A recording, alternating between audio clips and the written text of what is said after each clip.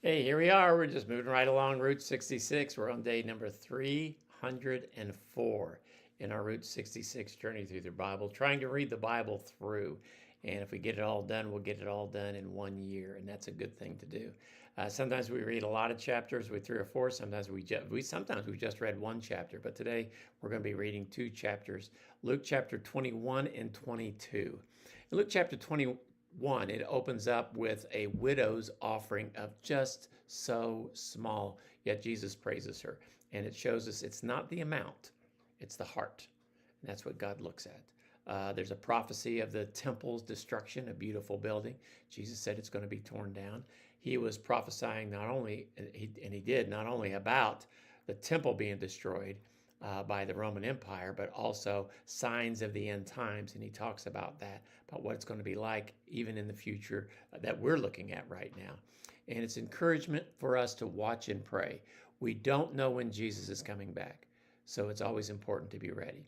Luke chapter 22, we look behind the scenes in the plot to kill Jesus. We come to the Last Supper when Jesus spends his last meal with his disciples and encouraging them, knowing that he's going to be betrayed and crucified. The Garden of Gethsemane, where Jesus goes to pray and asks God to help him get through this, and God does. Betrayal by Judas, he's arrested.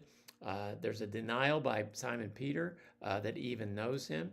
And so it's, the arrest, the trial, it just starts to begin there. So it's a dark time, but it's an important time for us to slowly go through this section of the Gospel of Luke. So some things to consider as you read through this. Worship isn't measured by the amount. We like to, we like bigger is better. No, it's by the sacrifice and by the heart. That's what God looks at. God doesn't look on the outward appearance. He looks on the heart. God doesn't measure it by, how much we give or how loud we sing or how long we speak. He looks at our heart.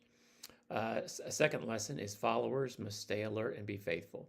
We're going to follow Jesus. We need to be alert. We need to realize anything can happen, and especially with the Lord coming back, He may come back today.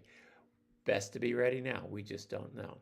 And then a third, even when friends fail him, Jesus accomplished his mission. He had Peter, he had Judas, and even all the disciples eventually kind of ran away. Jesus still carried through with what he was going to do. Salvation isn't dependent on any disciple. It's dependent on Jesus. He surrendered to the Father's will, and God worked his will through him, and he can do the same with us. Surrender your will to God's will and see what he'll do through you. So God bless you as you finish reading up